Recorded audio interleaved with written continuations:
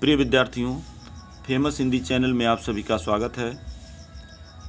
आज हम कक्षा 11 के हिंदी के अनिवार्य संस्कृत खंड के तीसरे पाठ को लेकर उपस्थित हुए हैं, जिसका शीर्षक है सदाचारोपदेश है, यानी सदाचार का उपदेश। तो आइए इसके पहले श्लोक को देखते हैं। पहला श्लोक है सम गच्छध्वम सम वदध्वम सम ओ मनांसि जानताम देवा भागम यथा पूर्वे सज्जना नाम उपासते। आइए इसके कठिन शब्द को पहले देख लेते हैं। कठिन शब्द है सम गच्छध्वम मतलब साथ साथ चलो, सम वदध्वम मतलब साथ साथ बोलो, सम ओ मनांसि जानताम मतलब अपने मनों को मिलकर जानो, देवा मतलब देवता, भागम मतलब भाग, यथा मतलब जिस प्रकार, पूर्वे मतलब पहले या पूर्व में, सज्जना नाम मतलब ज्ञान पूर्वक, उपासते मतलब पूजा करते थे। अब आइए इसका संदर्भ देखते हैं।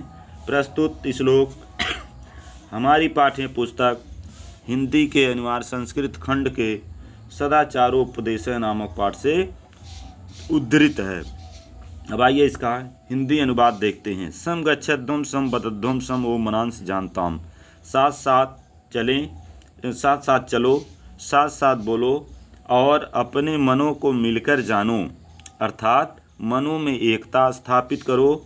जिस प्रकार पहले देवता ज्ञान पूर्वक अपने भाग को जानते हुए पूजा करते थे, उसी प्रकार तुम भी ज्ञान पूर्वक अपने भाग को प्राप्त करो। आइए दूसरे पर चलते हैं। दूसरा श्लोक है कुर्वन्ने वे कर्माणि जिजीविषेत इच्छितं समा एवं त्वयि नान्योत्थेतो अस्ति न कर्मं लिप्यते नरः। इसके भी कठिन शब्द को देखेंगे। कुर्वन्नेव मतलब करते हुए ही, इह के मतलब इस संसार में, कर्माणि के मतलब कर्म, जिजीविषेत का मतलब हो जाएगा जीने की इच्छा करे, शतम मतलब 100 वर्ष, समा माने तक, एवं मतलब इस प्रकार, अन्यथा का मतलब अलग, इत मतलब इससे, अस्ति मतलब है, कर्म माने कर्म, न मतलब नहीं, लिप्यते मतलब लिप्त होना या उसी में लीन रहना। अब आइए इसके संदर्भ आपका वही हो जाएगा पूर्ववत। इसका हिंदी अनुवाद देखते हैं। कुर्वन्ने वे यानी इस संसार में,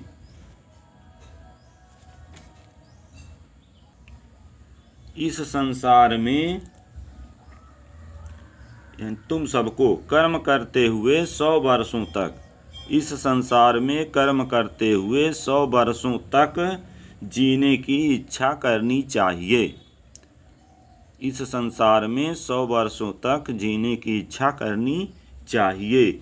इस प्रकार तुम्हारे लिए इससे अलग या इसके अलग अन्य मार्ग नहीं है, और ऐसा करने से मनुष्य यानी सांसारिक कर्मों में लिप्त नहीं होता, अर्थात कर्म बंधन में नहीं फंसता।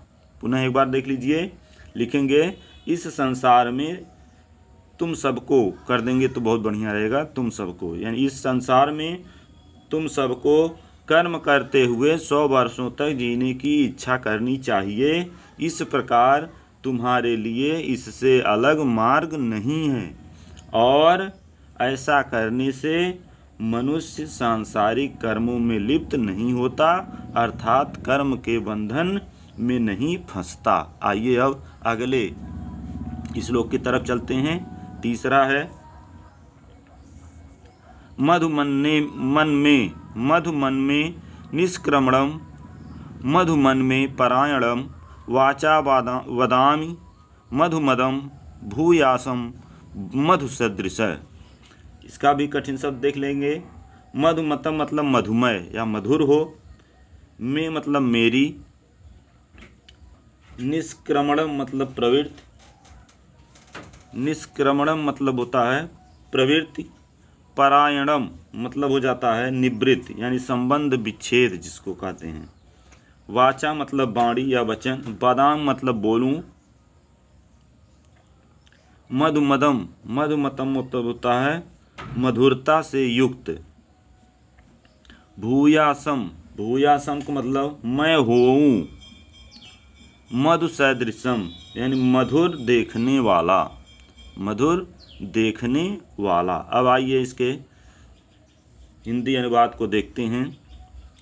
सांसारिक कार्यों में, ठीक है, यानी मेरी प्रवृत्ति मधुर हो या मधुमय हो, मेरे संबंध मधुर हों, यानी मेरा संबंध मधुर हो, मेरा संबंध विच्छेद भी मधुर हो, यानी मेरी प्रवृत्ति मधुर हो और मेरी निवृत्ति भी मधुर हो, यानी अगर मैं संबंध स्थापित करूं तो वह भी मधुर हो और अगर मैं किसी से संबंध तोड़ दूं तो वह भी मधुर हो। मैं मधुरता पूर्ण वाणी बोलूं, वाचा वादाम यानी मैं मधुरता पूर्ण वाणी बोलूं और सब जगह मधुर देखने वाला हूँ। पुनः एक बार सुन लीजिए, इसको कहा जा रहा है कि सांसारिक कार्यों में मेरी प्रवृत्ति मधुर हो अर्थात मेरे संबंध मधुर हों,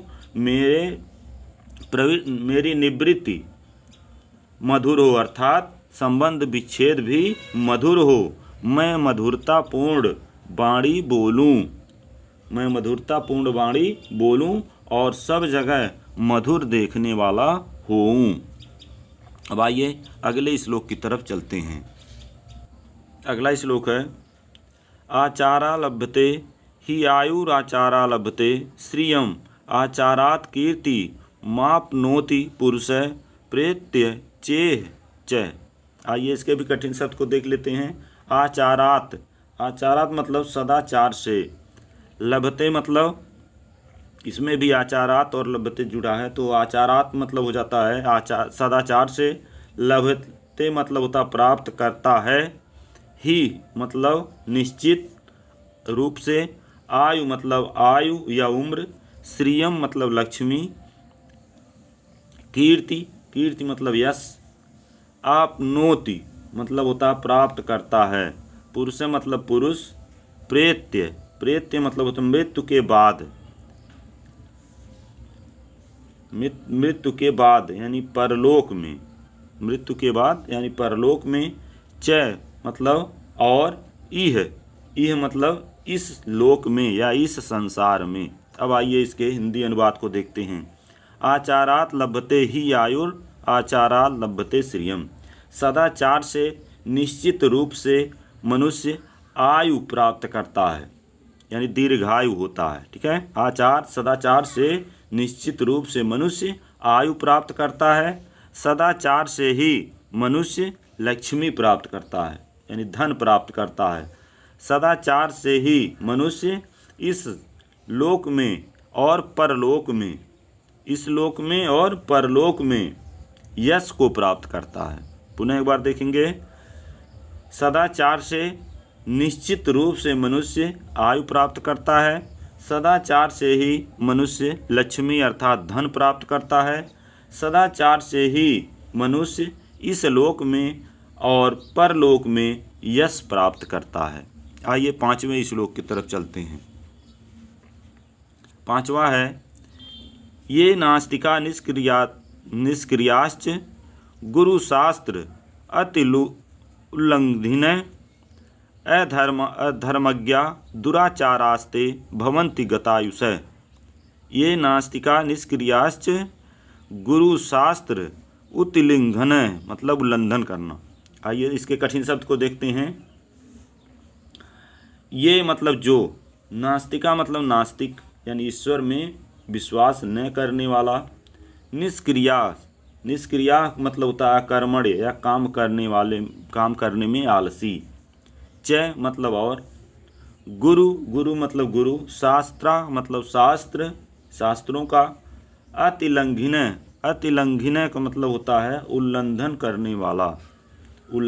करने वाला, अधर्मज्ञा मतलब अधर्मी, दुराचारा मतलब बुरे आचरण वाला, भवंती मतलब होते हैं, ते मतलब वे, गतायुष मतलब कम आयु वाले या अल्पायु।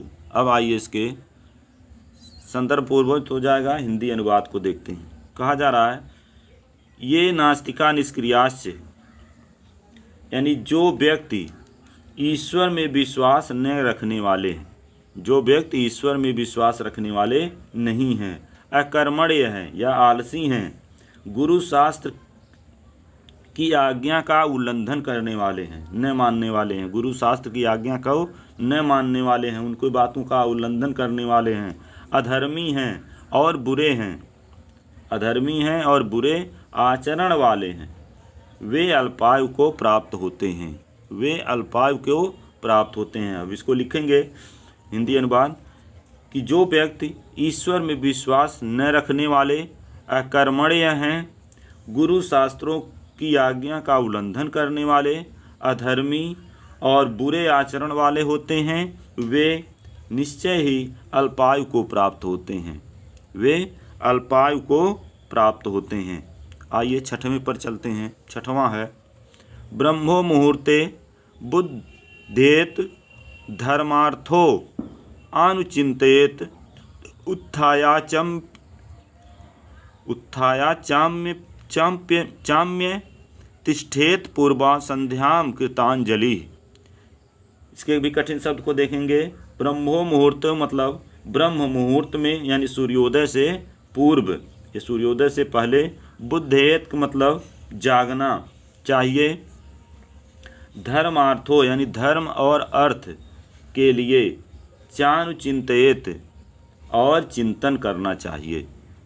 ब्रह्म मुहूर्त यानी सूर्योदय के पहले उठना चाहिए, जागना चाहिए, धर्म और अर्थ के लिए चिंतन करना चाहिए।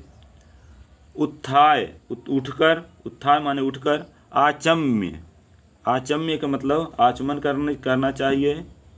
तिष्ठेत मतलब बैठना चाहिए। पूर्वा मतलब प्रातःकालीन। संध्या के लिए। कृतांजलि मतलब हाथ जोड़कर।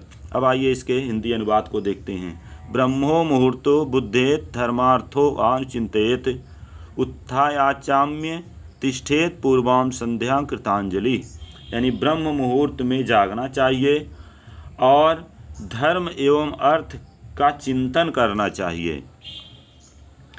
उठकर आचमन करके, यानी हाथ पैर धो करके, आचमन करके और हाथ जोड़ करके प्रातः संध्या हेतु बैठ जाना चाहिए। पुनः एक बार देख लीजिए।